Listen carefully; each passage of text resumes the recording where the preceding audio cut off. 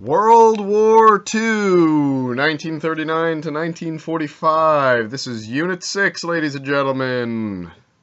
World War II. We're going to be talking about all the theaters of World War II, including Western Europe, the Pacific Ocean, North Africa, and the Italian campaign, including the causes and the consequences of the war.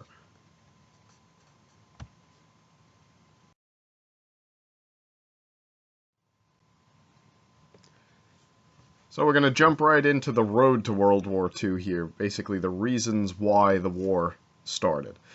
Uh, During our interwar unit and the end of the World War I discussion, we talked about the formation of the League of Nations. Well, ultimately that international organization failed because really countries during the 1920s and the 1930s were more interested in themselves than cooperation. Many nations that were initially a part of this international organizations basically dropped out of it in the 1920s and 30s. For his part, Hitler violated the Treaty of Versailles and a League of Nations requirement saying that Germany can't have armed forces. Hitler sort of secretly rebuilt the army and the navy in the 1930s, and this was in direct violation of a lot of the international laws put forth by both the Treaty of Versailles and the League of Nations. Another major reason for World War II happening was this concept of appeasement, granting concessions to an aggressor. Ultimately, this unfortunate policy really falls upon the shoulders of the British Prime Minister Neville Chamberlain. You see, what was happening throughout the 1930s was Hitler was sort of aggressively campaigning for more territory in Europe, territories that were lost to Germany during the Treaty of Versailles, and territories that some Germans, including people outside of Germany, felt that Hitler was justified for. For example, there was a part of Czechoslovakia that the majority of the people who lived in it, particularly this northern part of Czechoslovakia, people were of Germanic ancestry, so they actually wanted Germany to come in and take them over and annex this section of the country. So Germany and Hitler seemed, in a sense, justified in demanding pieces of Austria and Czechoslovakia. Really, it fell upon the British to stop Hitler. It was really the British responsibility, and the French, but really the British here, and Neville Chamberlain, the Prime Minister, their responsibility to stop Hitler and basically contain his demands. Well, because there was such a desire not to go to war again within 20 years of the end of the First World War, ultimately the British gave Hitler these parts of Czechoslovakia and simply allowed Hitler to take over parts of Austria, if not all of Austria. These events happened in 1938, really 1936 to 1938, and really it made clear to the world that the German people were kind of hell-bent on avenging the losses of World War I and the Treaty of Versailles. And it really did seem like the French and the British were not going to stand up to Hitler's aggressive demands. Really, it's all given away at this Munich meeting between Neville Chamberlain and Adolf Hitler, where this Sudetenland, this northern part of Czechoslovakia, is given away. So ultimately, the British sold the Czechs out, and Chamberlain believed that he had created what he called peace in our time, again, preventing the British and the Germans from going to war. Sometimes they liken this policy of appeasement, again, granting concessions to an aggressor. Sometimes this is likened to sort of giving a screaming baby a pacifier. If you do it over and over again, the baby just becomes more emboldened and more spoiled to want more. And ultimately, that's what happens with Hitler, because really the thing that begins the Second World War is Hitler's demand for parts of Poland. Remember, part of, Poland had been created, the modern state of Poland had been created at the end of World War I, and some of Poland contained territories that had formerly belonged to Germany. So Hitler in 1939 is going to demand Poland, and Britain and France at this point are going to refuse to give in. They're going to sort of metaphorically draw the line in the sand here and say, no, You know, we already gave in on Czechoslovakia and Austria. We're not going to give you parts of Poland too. Hitler truly doesn't believe here that Britain and France will go to war to defend Poland.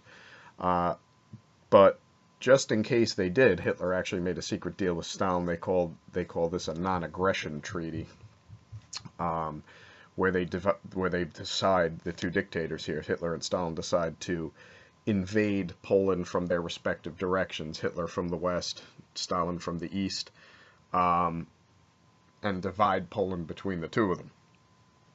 In September of 1939, the German invasion of Poland, and then the subsequent Soviet invasion of Poland, is really what kicks off the Second World War and ultimately drags Britain and France into the war.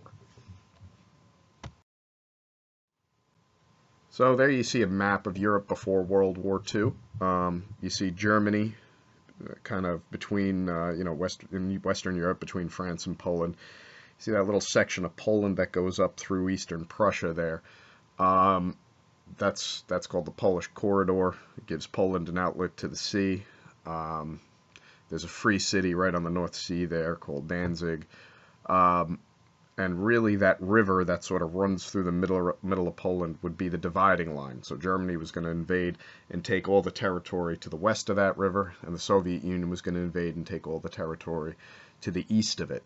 What Stalin didn't know at the time was that Hitler had every intention of breaking this non-aggression pact between the two of them, because in the end, Hitler had always believed that communism was a great evil that needed to be eradicated. So this is really an example of Hitler sort of playing Stalin for a fool, saying that, you know, they're essentially going to be friends, they're going to be allies, they're going to split Poland to their mutual benefit. But in the end, Hitler knows that he was really just setting himself up for what would be the largest land invasion of one country into another country in human history, which would come the following year.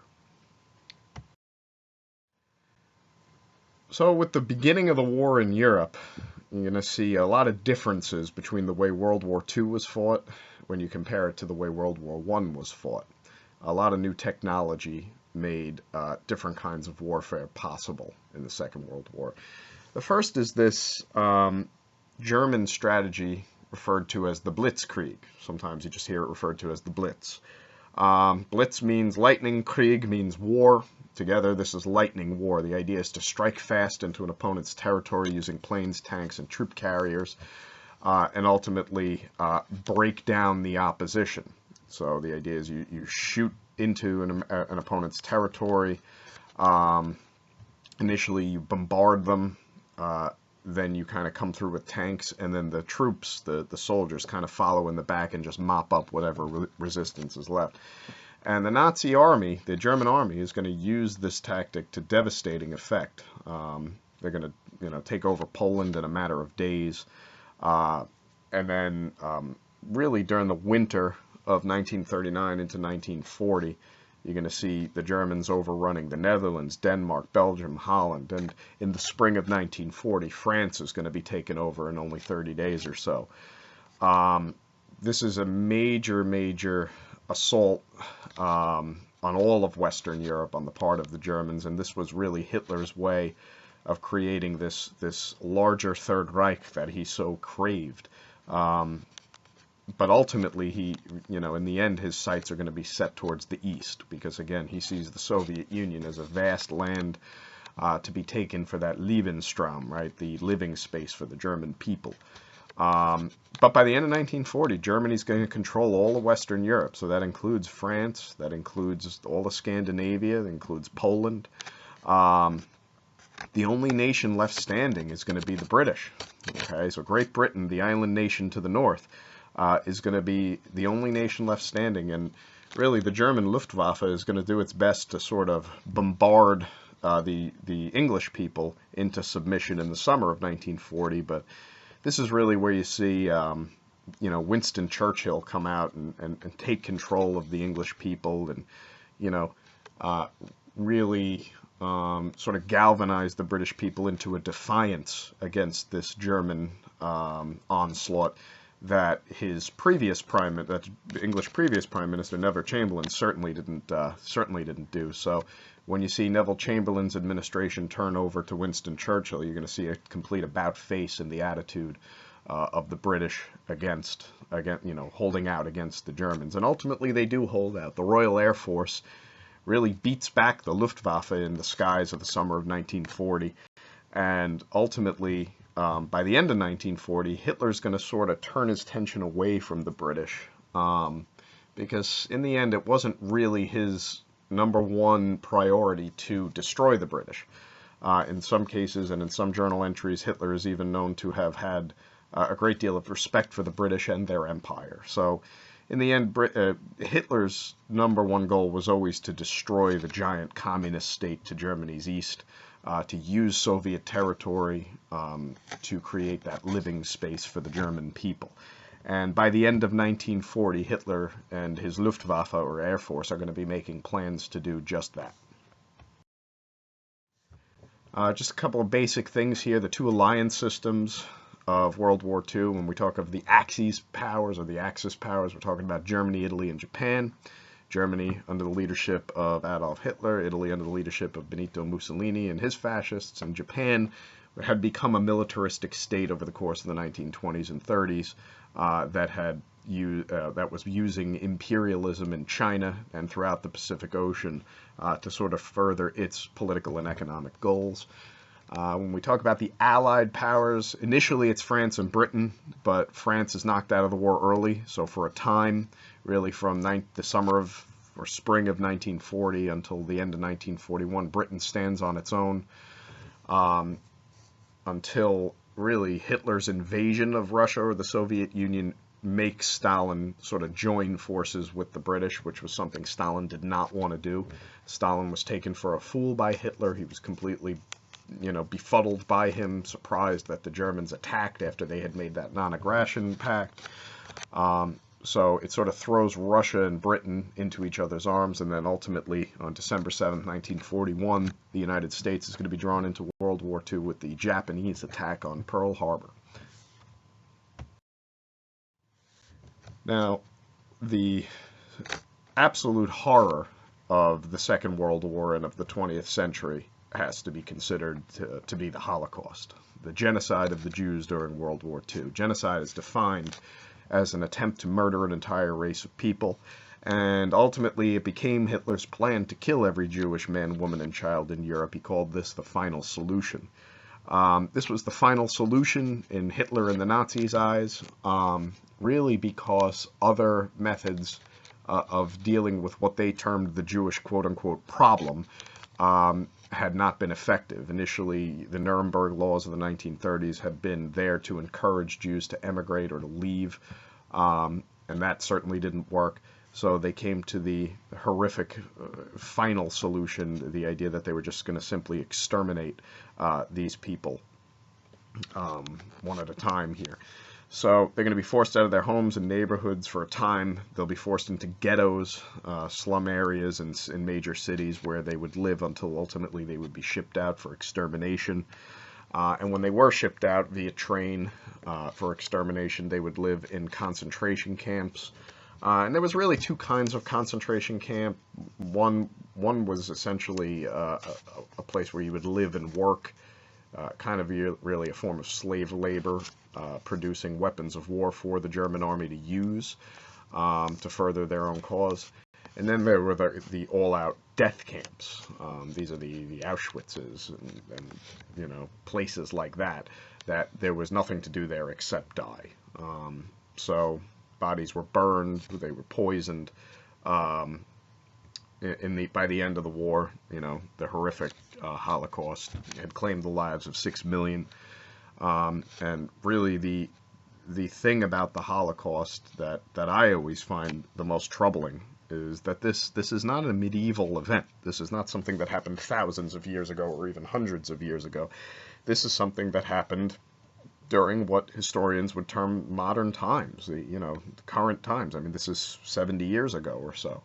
The fact that during the modern era, a nation could perpetrate a crime like this is unspeakable, and it doesn't say anything positive about human nature. That's for sure. And ultimately, thank God, it was stopped.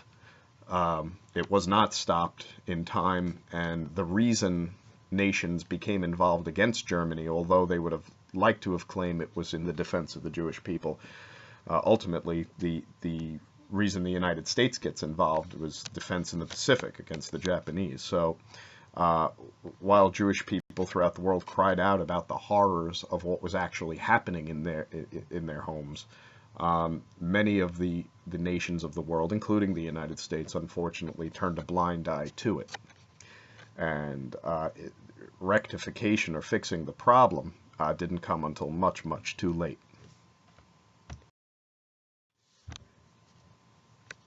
So when we talk about World War II, the interesting thing about it is there's a number of theaters of war, places where the war was fought. It's not really like the First World War, where primarily you're talking about the Western Front.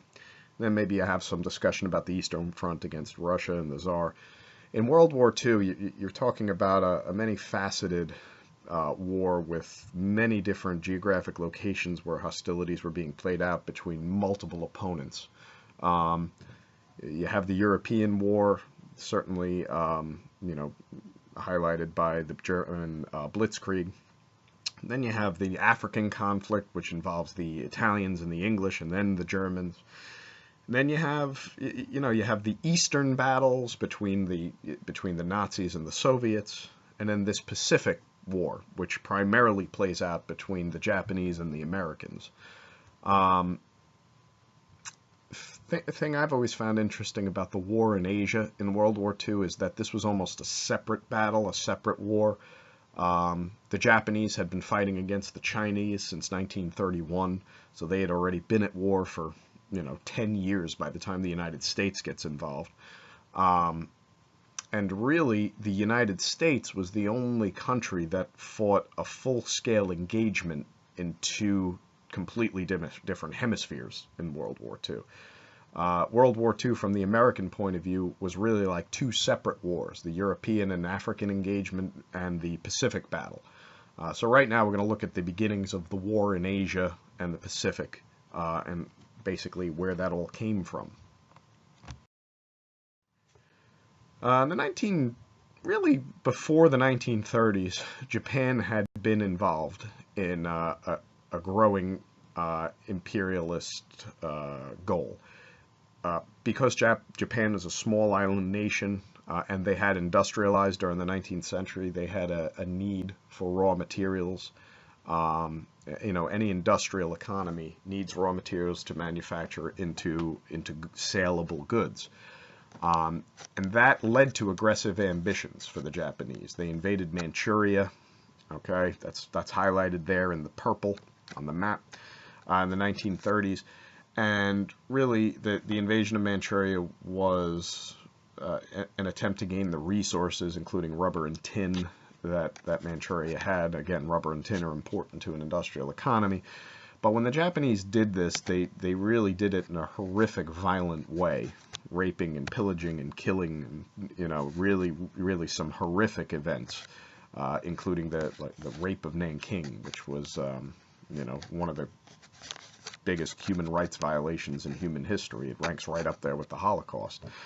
And a lot of these images got out. Time magazine, reporters would take pictures and, disseminate these pictures to the world. And people really began to view, particularly people in the United States, began to view the Japanese as aggressors who needed to be stopped, or at least needed to be contained.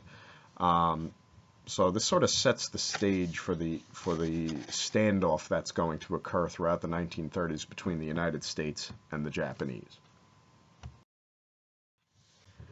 Militarists and extreme nationalists are going to gain power in Japan in the 30s because they're unhappy of the loss of traditions. The world was changing. The Meiji Restoration had changed a lot of Japanese culture. The Depression, again, had an impact on Japan as well as the rest of the world. That's going to lead to people following militaristic leaders, high unemployment, poverty, this feeling of nationalism and imperialism, the idea that if we take over other places. We can improve our own political and economic situation. Again, very similar to the way the Italians and the Germans saw their situation in the 1930s. And it's going to result in that 1931 attack on Manchuria. The Japanese are going to withdraw from the League of Nations, very much like the Germans do. They're going to start to see the West, including Britain and the United States, as an enemy, particularly because of British imperialism and American extension into the Pacific with the Hawaiian Islands. The Japanese are going to sort of see the Pacific as their realm. Why is the United States getting involved? So there's going to be this expansion and effort to control China because of its vast resources. And it's really just going to lead to, again, that standoff between the United States and the Japanese. Now, the U.S. wanted to end Japanese aggression. And because many of the people of the United States saw the Japanese as an entity or a nation that needed to be stopped or contained, the American government is going to take some steps in the early 1940s to do what it can to not, if not oppose the Japanese, at least not to assist them in their aggressive ambitions. So we're going to ban the sale of war material, anything that could be used as a war material to Japan. So this dictum here of August 1st, 1941, the U.S. bans oil exports to all aggressor countries. This includes motor fuel and lubricating oil for airplanes. This is a command freezing Japanese assets on July 25th. On Friday, August 1st, 1941, the U.S. announces a ban on oil exports to aggressor countries, including Japan. This was just as acting Secretary of State Wells had warned Ambassador of the United States Nomura on July 24th. Thus, Japan begins to face serious problems regarding the procurement of resources. So without the American sale of oil to Japan, the Japanese war intentions can't go forward. So ultimately, the Japanese hatch a very bold plan to try to take what they could not get by purchase. The Japanese reasoned that the Pacific Ocean and its vast resources could become essentially a Japanese lake if they simply get the United States out of the way. They were going to create a vast Asian empire, something they termed the Greater East Asian Co-Prosperity Sphere. It really just meant the Japanese Empire. So what they're going to do is they're going to become angry at the American ban of the sale of oil, and they're going to launch this surprise attack on the United States. And that surprise attack on the United States occurred on December 7th, 1941, the day that President Franklin Delano Roosevelt termed a day that will live in infamy. The Japanese are going to attack American military bases at 8 o'clock in the morning, Sunday morning, when many of the naval officers and men were either sleeping or, in training exercises or at church or really anything except being prepared to fight a major military engagement. And as a result, more than 2,400 American soldiers are going to be killed. That's unfortunate because this is going to be the largest defeat in American military history up to this point. The entire Pacific battleship fleet is really going to go to the bottom of the sea. And that's both unfortunate and it almost misses the point, because what the Japanese didn't hit that morning was the aircraft carrier fleet. The aircraft carrier fleet happened to be out on maneuvers that morning. And as it turns out, air power and aircraft carriers are going to be the decisive instrument of sea war during the Second World War. So even though it's horribly unfortunate that these American ships and the soldiers that died with them went to the bottom of the sea, strategically, it's not as bad a blow, strategically, it's not as bad of a blow as the Japanese had wanted it to be, because they did, in fact, miss that carrier fleet.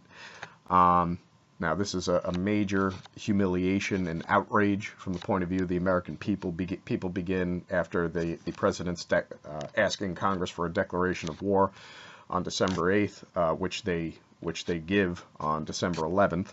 People are going to line up basically to fight the Japanese. So the United States officially enters the war in December of 1941. And we call this a turning point. We'll talk about other turning points of the Second World War, but we call this a turning point because once the United States gets involved in the war changes complexion. Really, a year or so in from 1941, so once we start talking about late 42, 43, it really becomes a situation where the aggressor nations, and again, those aggressor nations, the Axis powers being Japan, Italy, and Germany, they're going to go from the offensive, which they were on, meaning they were attacking in 1941. They're going to go to the defensive, which they're going to firmly be in by late 1943. So with the American entry into the war, you're going to see that the war changes complexion, and it becomes really a question of, really by 1943 at least, not a question of will the Allies win the war, but when will the Allies win the war? It becomes almost common knowledge that after a time, because of the greater industrial and military capacity, particularly the United States, that it was just a matter of time before Germany and Japan would have to fold up. Italy winds up folding up and surrendering much earlier than the others. So let's talk about some other major turning points of World War II. And again, a turning point is where really something major changes in the war, where one side goes from being an aggressor on the offensive to being on the defensive. As we said earlier, Hitler's goal was really always to destroy the Soviet Union, and the operation that is launched in June of 1941, Operation Barbarossa, is going to be the largest land battle in human history here. These are millions of men under arms. And this is really the German invasion of the Soviet Union, which lasts through the summer and into the winter. The unfortunate thing is, much as Napoleon had found out 100 years earlier or so, 130 years earlier or so, that if you can't protect your supply lines going into the Russian winter, you're as good as lost. And ultimately, that's going to be what happens to the German Wehrmacht, or army. They're going to get surrounded at the city of Stalingrad, which had really taken on a symbolic importance to both the Nazis and the Soviets. Again, Stalingrad, the city named for the dictator and the leader of the Soviet Union, Joseph Stalin, was being reinforced at all costs because propaganda-wise, public perception-wise, it would look extraordinarily bad if the city that bears the Soviet leader's name is taken by the Nazis. And for that reason, the Nazis had dedicated a lot of resources to taking that city. The city was an industrial center. Production of different war materials occurred there. But again, those freezing temperatures and sickness are going to cause problems for the German forces.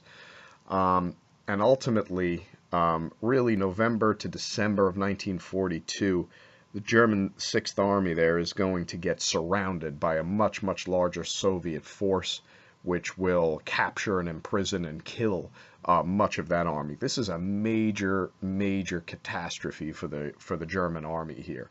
This is the first time they had been successfully checked or stopped in the Second World War, and it's sort of important not only from a strategic standpoint, but also a symbolic standpoint, because this is the point where, for the first time, the mighty German army seems human, seems capable of mistake and loss.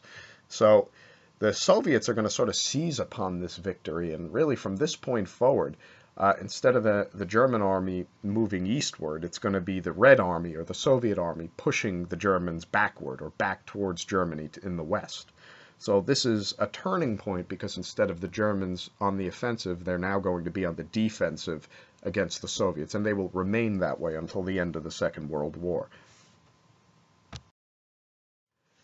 The Battle of Africa, or Alamein, there were actually a lot of battles in northern Africa here in this in 41, 42, 43. Sort of a climactic battle that ends the African campaign is the Battle of Alamein. This is actually the campaign where the first American combat troops are going to get some experience. All right, so after the United States declares war in 1941, really 1942 is going to be the first time ground troops are going to actually fight Germans in any kind of a real battle. The Germans were involved in Africa because of Italy and Mussolini's sort of ill-fated attempt to reconstitute the Roman Empire and take over Ethiopia and Tripoli and other African territories. Once the Italians can't hold these territories, the Germans have to sort of reinforce it because the loss of Africa and the loss of Africa would actually expose the southern coast of Europe to attack, so the Germans see it as vitally important to reinforce this area. So they do so, and they send really their most brilliant general here, Erwin Rommel, known as the Desert Fox here, and for months and months he sort of outwits his British and American counterparts until this kind of climactic battle in Egypt, the Battle of El Alamein. The British are going to sort of surround the German troops, again, very much the way the Soviets had sort of surrounded and captured the German troops at Stalingrad. The German forces are going to be captured and surrounded at Alamein. They're going to surrender in 1943, and that's going to pave the way for the Italian campaign. They're going to sort of leapfrog across the Mediterranean. This is the Allies now, the Americans and the British. They're going to sort of leapfrog the Mediterranean and try to invade Germany via Italy. So fight their way up Italy to try to get to the southern part of Germany.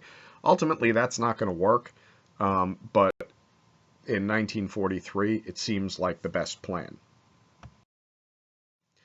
So there it is. You see the arrows, coming from the northern part of Africa into Italy.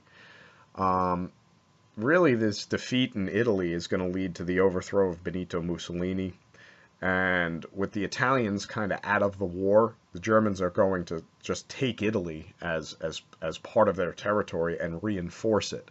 The German army sees the defense of Italy as absolutely crucial to the German Reich's survival, because without the defense of Italy, there's almost a free path to Germany. And the reality here is the defenders, the Germans, have the advantage here because of Italy's rocky terrain. They're going to reinforce it, and they're going to claim the heights, the high ground, and it's going to be extraordinarily different for the Allies, the Americans and the British, to gain any territory in Italy. They're going to stay in Italy from 1943 really to the end of the war, and they're not going to succeed in breaking through. Because the defenders have such, and again, the defenders in this case are the Germans, they're going to have such strongly defended areas that, the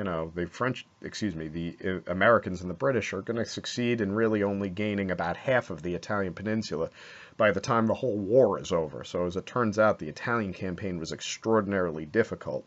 The one thing it did do that was beneficial for the Allied cause was it forced Germany to send troops to Italy, which took away their power from northwestern Europe, particularly, what we're going to talk about next with the invasion of Normandy. The Germans were heavily entrenched on the French northern coast, but because they had to continually reinforce their troops in Italy, it sort of took away a little bit of that power, which I don't really want to say softened the landing at Normandy, because it was extraordinarily difficult for the Allies, but it probably helped tip the balance in the Allies' favor a little bit, the German need to reinforce Italy. And this really is considered the beginning of the end for the Germans here. This turning point, June 6, 1944, this seaborne invasion of the northern coast of France and Normandy. They call it D-Day. The big landing happened at Omaha Beach. And really the plan here was to send landing craft, basically gain superiority in the sky. So basically the French, I keep saying French, the British and the American air forces are going to gain air superiority against the German Luftwaffe in the sky, which will give them enough time to send landing craft to the beaches in Normandy. And they were specially designed landing craft that could just be beached and the soldiers could run out the front.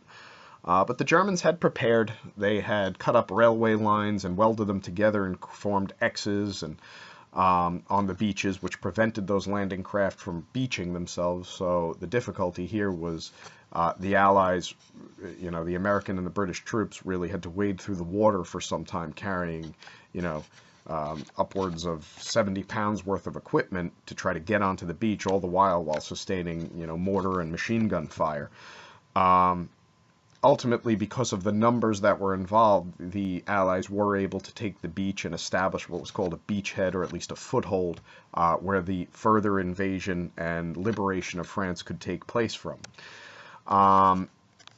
This creation of a war on the Western Front is going to be something that Stalin had been demanding for some time, because, the old saying goes, the British provided the talk or the speech or the rhetoric of World War II, the Americans provided the money and the supplies, and the Soviets supplied the blood.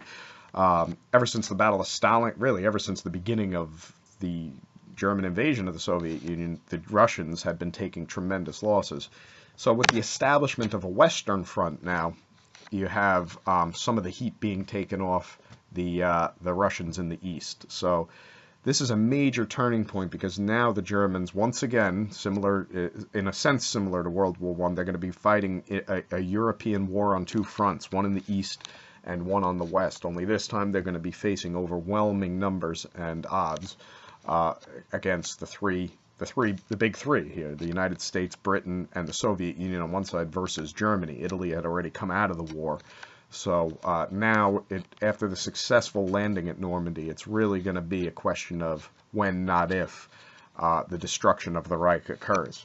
So Germany, with the slight exception of the Battle of the Bulge, which happened right around Christmas of 1944, Germany's never going to be on the offensive again. They're always going to be retreating after D-Day, and that's why this is sort of known as the beginning of the end for the German Reich and for Hitler. So, by the end of 1944, it really did become a question of, when Germany is defeated, what's going to happen, right? Because some major changes were taking place on the ground here. The Allies were gaining the advantage, and it became a question of, what are we going to do with Germany? What are we going to do with Europe? We have a huge mess here that the Nazis have created. So what are we going to do to sort of normalize or fix the situation? So this meeting that happens at a resort, basically a big hotel inside the Soviet Union, called the Yalta Resort. This is going to take place before the war ends, about 6 months or so before the war ends. And leaders of the big three, Britain, the United States, and the Soviet Union, are present. From left to right here, you have Winston Churchill of Great Britain. In the middle there, you see Franklin Delano Roosevelt. And to the right, you see Joseph Stalin. And you can see here, if you look at the figure of Franklin Delano Roosevelt, you can see he's very gaunt. He's very thin at this point. At this point, FDR is about 5 months from his unfortunate death. And there is some discussion as to whether or not he was up to these negotiations. Because what ultimately comes out of these negotiations, he feels, this is Roosevelt now, that he gets an agreement from Stalin to do what he wants. But as it turns out, Stalin's going to be able to break that agreement, similar to the way Hitler had broke the agreement with Stalin towards the beginning of the war. So what we're really seeing here at Yalta is the genesis or the birth of the Cold War, which we'll be discussing in Unit 7 next time. So let's get moving. So at Yalta, the big decision was, what are we going to do with Germany after the war is over? And the decision is going to be made to break Germany up into zones of occupation to create a new government for Germany eventually. So Britain will get a piece. If you look at the map here, Britain will get a piece, the Soviet Union will get a piece in eastern Germany, the United States will get a chunk, and really through the protests of the French president, French general at the time, Charles de Gaulle, France will get a little piece that the Americans break off of their zone for occupation too. And the idea here is, and the promise FDR and Churchill extract from Stalin, is that free elections will be held to decide what kind of government the Germans will choose to have after the war ends. Suffice it to say that each side had a vested interest in its own kind of government being created inside of post-war Germany. So the United States and Britain and France are going to want democracy in Germany, whereas the Soviet Union will want a communist system. It's just natural. So what happens here is Stalin tells the Allies, the rest of the Allies, that free elections will be held, they won't be tampered with. But eventually what will happen is when the elections come, Stalin will rig the elections and Eastern Germany will become communist and the rest will become democratic. All right? But that's all after the war. This is simply the decision here at Yalta is that after Germany's inevitable defeat, it will be divided into these zones of occupation for a period of time until the German people can decide for themselves what kind of government they want. So World War II ends in Europe. Well, it ends in Europe in April of 1945 with the suicide of Adolf Hitler. The invasion of Berlin was on. The British and the Americans had invaded Berlin from the west. The Soviets were already in Berlin, heading from the east. And Hitler and his Nazi henchmen were basically living in an underground bunker beneath Berlin, where the decision was made that the jig was up. Germany had no chance of continuing the war, or certainly not winning the war. So Hitler makes the decision, as do the rest of his highest-ranking Nazi officials, to commit suicide. Hitler does it by shooting himself in the head. Many of his other henchmen actually took a cyanide pill, one of which actually required his whole family to take the cyanide pill, which included children and a wife. So when the Soviet troops really get to the bunkers, they find a lot of dead Nazis. And the question becomes what happened to Hitler's body, and there's a lot of discussion about that, but the reality is Hitler killed himself 10 days after his birthday, on April 30th, 1945, and really by May 7th, it was what was known all along was simply made official with the German surrender and the end of World War II in Europe. What follows the end of World War II in Europe is these trials, these war crimes trials. The Nazi leaders who did not commit suicide, including Hermann Goering, who was the head of the German Air Force, or Luftwaffe, were tried and convicted by an international court in Germany for crimes against humanity. And it was really at this, and again, this is post-war, this is after the war had ended, it's really at this point where the world sees the full extent and horror of the atrocities committed by the Nazi regime in regard to the Holocaust. It becomes clear that they had utilized slave labor, that barbaric medical experiments had been performed on quote-unquote undesirables. The genocide that had occurred, pictures and testimonies were sort of put out to the public and made extremely known through the media. And it really becomes clear that this was something unprecedented. This had never happened like this before. Certainly in war, bad things happen and governments do what they need to do to win or fight the war. But the thing that comes out of Nuremberg that's really important is that for the first time, a foreign nation is going to hold the leaders of another nation responsible for things that it did against humanity during the war. Because the recognition comes about that this was something completely unprecedented. And what the Nazi leaders are going to claim is, hey, we were just following orders. And really the big idea that comes out of this is some orders shouldn't be followed. And you're still responsible for these crimes against humanity despite the fact that you were following orders. So what that does is it sets up for the future this idea that even during a time of war, governments can be held responsible for atrocities. And we're going to see repeated examples of that throughout the 20th. Unfortunately, we're going to see more examples of this post-World War II. The Holocaust is not the only genocide that occurs, even in the 20th century, and we'll see other examples of that. So although the Nuremberg trials established this precedent that leaders can be tried for crimes against humanity, unfortunately, it's not going to stop leaders from committing crimes against humanity in the future.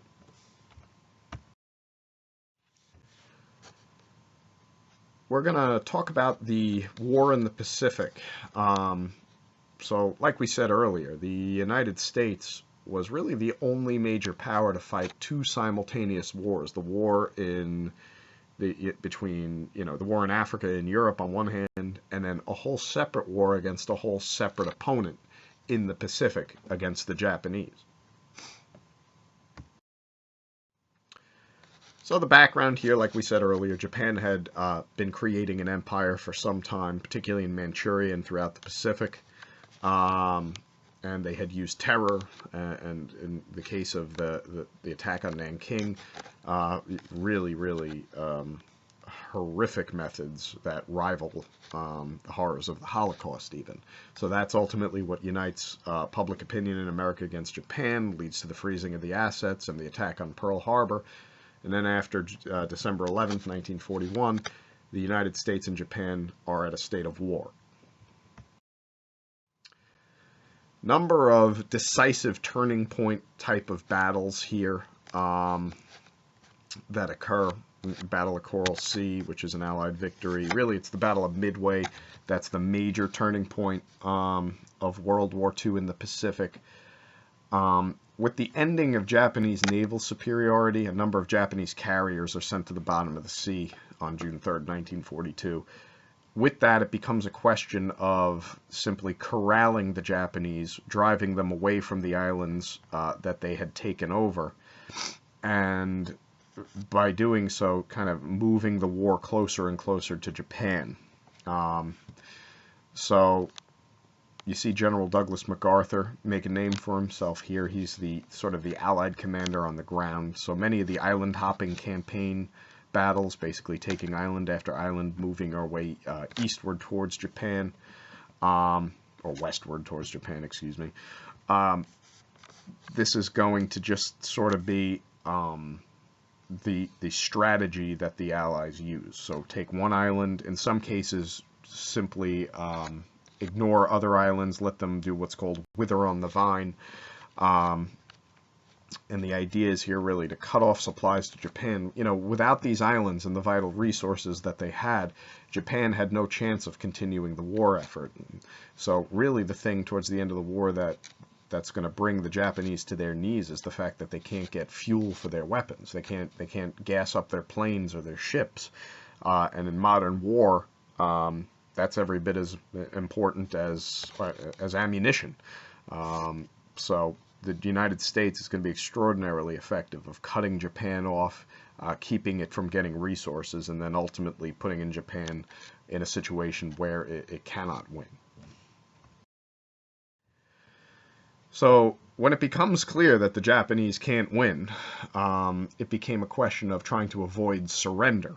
The thing the Japanese wanted was a land war in Japan that would claim a lot of American lives. The understanding was that America's a democracy, and if it's the longer the war goes on, the harder it'll be for the Americans to keep support for the war effort.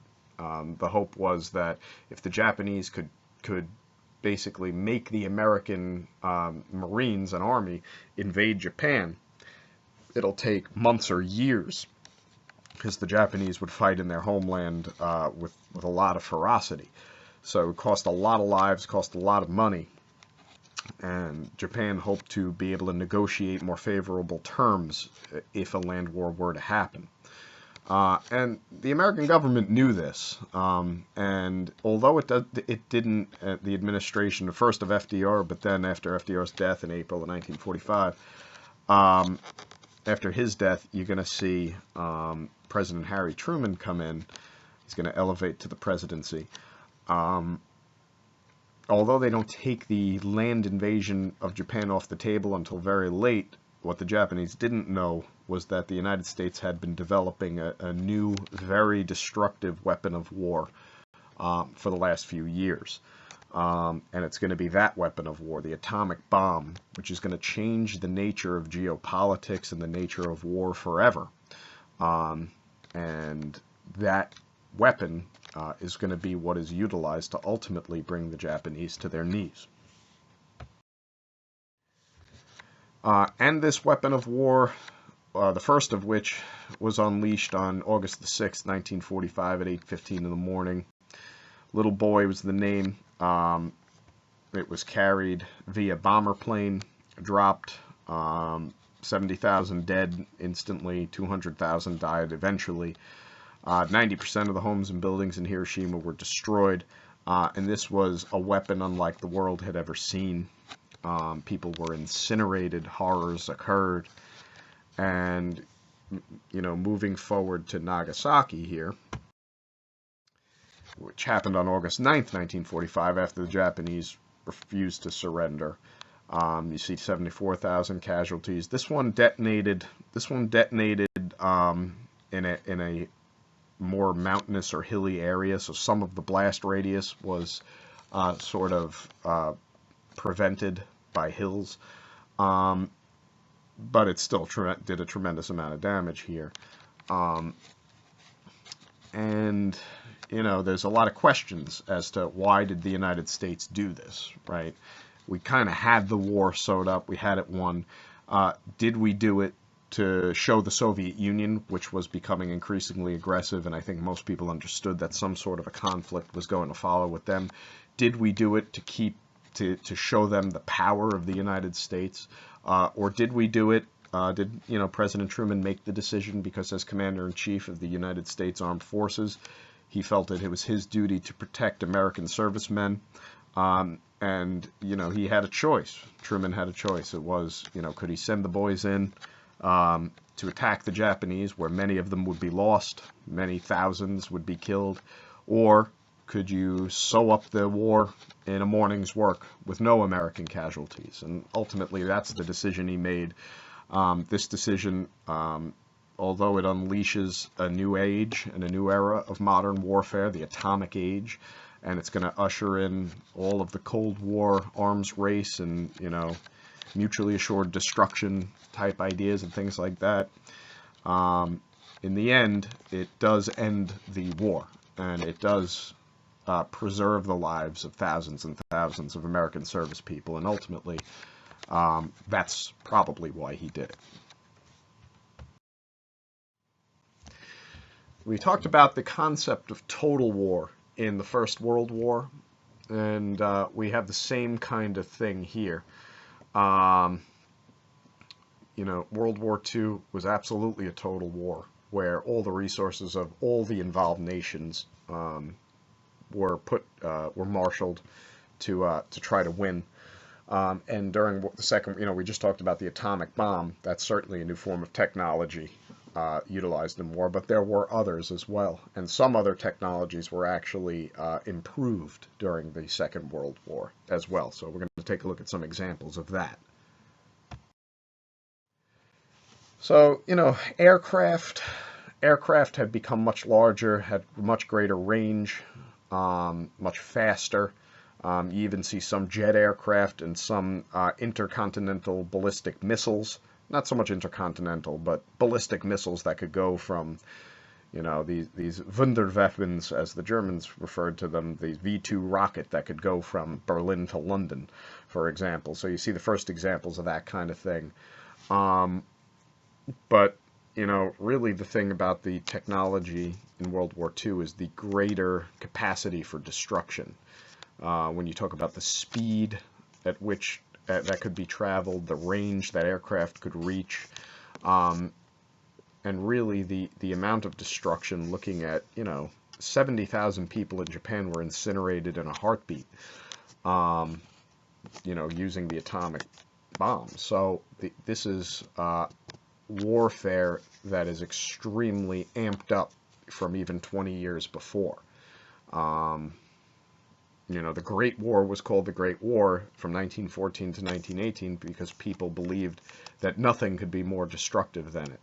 Well, the Second World War, which happened less than 20 years later, was many more times destructive than the First World War. And a lot of it was due to the technology. You see targets, cities being used as targets. A major strategy utilized by both the Germans, the British, and the Americans during the Second World War was this idea of strategic bombing. The idea that if you bomb civilians, eventually they'll put pressure on their governments to surrender or fall out of the war. The Germans bombed London. The Americans and the British bombed Berlin and, Frankfurt and other cities. American Air Force bombed Japan with regular and incendiary bombs that caused fires before the dropping of the atomic bombs on Japan. And as it turned out, this might not have worked. As it turned out, the more people in cities got bombed, including in London and in Frankfurt and Tokyo, it turned out the greater their resolve became to resist, which is an interesting commentary on human nature in and of itself. But the reality is you see massive bombing. Factories are going to produce wartime products instead of everyday products or civilian products.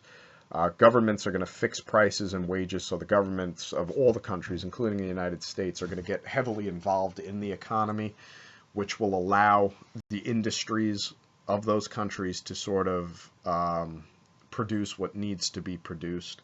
You're going to see a limitation of the rights of the people. Famous cases in the United States, the internment of many Japanese American citizens for fear that they were actually spies. As it turns out, this was certainly a human rights violation, but at the time the thinking was that, very much like what happened in the First World War, Schenck v. the United States, during a time of war, a country and a government can do what it deems necessary to maintain the security of the country. So people's rights will be limited. One byproduct of the government controlling of the economy and the massive production of wartime products is going to be an end of the Great Depression. While Roosevelt's New Deal in the United States sort of alleviated some of the worst parts of the Great Depression, it doesn't really end until you have 100% employment and factory production 24 hours a day, 7 days a week, 365 days a year, producing weapons, people getting paid for it, people saving money. You see, a big part of this too is that because a war was on and wartime products, tanks and jeeps and guns were being produced, and everyday civilian products were not, people were making a tremendous amount of money by working these extended shifts in the factories, and then they didn't really have anything to spend the money on, so it led to saving. After World War II ends, you're going to see this sort of golden age where there's all kinds of new consumer products, where those factories that had produced war things, war materials, are now going to be producing everything from automobiles to vacuum cleaners to televisions. And you're going to see a population of people with saved money that they can then spend. So it's just sort of what's setting the stage for an economic golden age, particularly in the United States, not so much in Europe, but certainly in the United States. So total war, really, there's a lot of aspects to it, and there's a lot of results or impacts of it, including what we've just said. Some of these weapons, common weapons and equipment in World War II, had already existed, like machine guns, but some of it was new, like sonar for the detection of submarines. Airplanes already existed, but they became much larger, much faster, and capable of greater payloads and range. Radar had been introduced just before the Second World War, and the British used it to detect aircraft approaching from Europe, basically the attacking Luftwaffe, German Air Force. Aircraft carriers, although they existed prior to World War II, they were not decisive. During World War II, the aircraft carrier was the decisive naval instrument because air power tends to sort of trump sea power, as it turns out. And this is the first war in history that demonstrates that. Very deadly bombs, including incendiary bombs, which start massive fires, which were used to devastating effect on Japan, even before the atomic bomb, which is sort of the ultimate weapon. Armored tanks, wireless walkie-talkies, submarines that could stay down longer and go further. You're going to see a lot of medical advancement to treat wounds, innovations that occur because of necessity, which are going to be then turned to be used during peacetime. So there's medical advancement during the Second World War. And again, a lot of these innovations have applications beyond war. Like if you look at the walkie-talkie, for example, that's the beginning of wireless communication. You can imagine, where that's gone from the 1940s until today. So a lot of these wartime innovations will help to improve the economies of the world after the war comes to an end. Women, once again, very much like as Rosie the Riveter there. very much like during the First World War, they sort of come to the rescue on the home front. You're going to see them working in factories. They're going to treat the wounded, drive trucks, decode messages, work as nurses, drive ambulances, and any number of other things. There's all kinds of areas that women get involved with during the war that prior to the war they had not been. There's a movie that came out about the Women's Baseball League, even during the Second World War, League of Their Own, I think it's called, where women were called in to play baseball in a league to entertain people while the men were out fighting. So really gender roles are going to change, at least temporarily, during the Second World War, because very much like during the First, when the men come home, you see the gender roles sort of go back to a conservative conception of it. But during the war, women were very much involved in any number of different activities. So just to kind of finish up here, we need to look at the way World War II changes the world. Unlike after World War I, where the United States sort of goes back into a period of isolationism, after World War II, you're going to see a complete 180-degree turn on the part of the U.S. and its view of its responsibilities in the world. So let's take a look at some of the major impacts of the Second World War. First of all, 75 million people dead. In the European nations, 38 million. The Soviets suffered the heaviest losses, 22 million. The Holocaust and the horrors that we've already discussed, it inflicted torture and death on millions of Jews.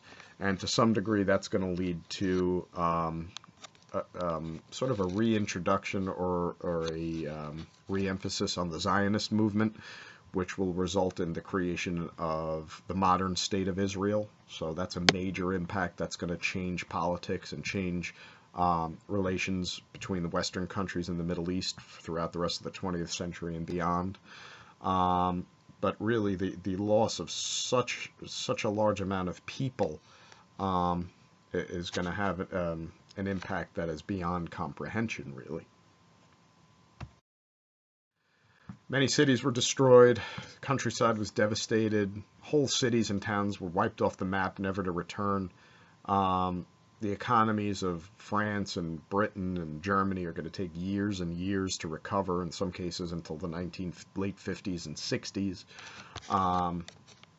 And there's going to be results to that. Europe is really going to go from being European nations are going to go from being really the preeminent economic powers of the world to almost being a backwater of the world. Sort of the United States is going to replace Europe as sort of the economic powerhouse of the world and the industrial powerhouse of the world. In Europe and Japan, you're going to see the victorious nations will occupy the losing nations. You're going to see new governments developed. In Western Germany, you're going to see a democratic government come to be, where individual rights and liberties were protected. In the eastern part of Germany, in that eastern Soviet zone of occupation, you're going to see communist governments. In Europe, you're going to see sort of this division, this Iron Curtain, as it's called, divided into communism in the East and democracy in the West. Japan is going to get a democratic constitution, which sort of ties it to the United States. General Douglas MacArthur is going to be very involved in that process. So you see very many new governments and occupations after World War II.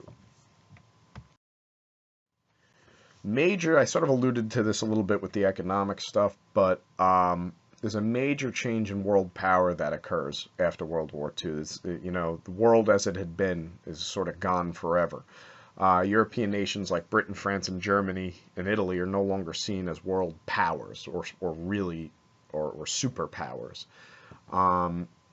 You have sort of a bipolar world at the end of the Second World War, where these new two superpowers, the United States and the Soviet Union, emerge. And with the emergence of the two superpowers and this new bipolar world, you're going to see the beginning of a contest for the hearts and minds of the people of the rest of the world, sometimes referred to as the Third World, to decide between capitalist democracy or communist totalitarianism. And that really is going to be what sets the stage for the Cold War, which goes from really Yalta, the end of 1944, until the fall of the Soviet Union and beyond in 1991. You can kind of think of the United Nations as the League of Nations 2.0. This is an international body that was chartered in April of 1945. Representatives from nations around the world are going to meet in San Francisco to create this new organization. And the purpose is to provide a place to discuss world problems and develop solutions before conflict breaks out. Unlike the United States' response to the League of Nations, the U.S. never joined the League of Nations. The U.S. will become a founding member of the UN. So right now, let's just take a quick look at the structure of the United Nations as an organization. It has two main bodies, the General Assembly, which includes representatives from all member nations. Each representative nation has one vote in matters of policy making. And then there's the Security Council, which has 15 member nations, 5 of which are permanent: the U.S., Russia, France, and Great Britain, and China. This Security Council, the 5 permanent members, are sort of seen as the real policymakers for the world. The UN has a lot of functions. It's not just the prevention of war, things like that. The UN can be involved in everything from placing economic sanctions or penalties on nations that violate certain international laws, to really humanitarian missions, dealing with disease and illness in places like Africa, things like that. So there's a big humanitarian aspect of the UN, which certainly shouldn't be ignored.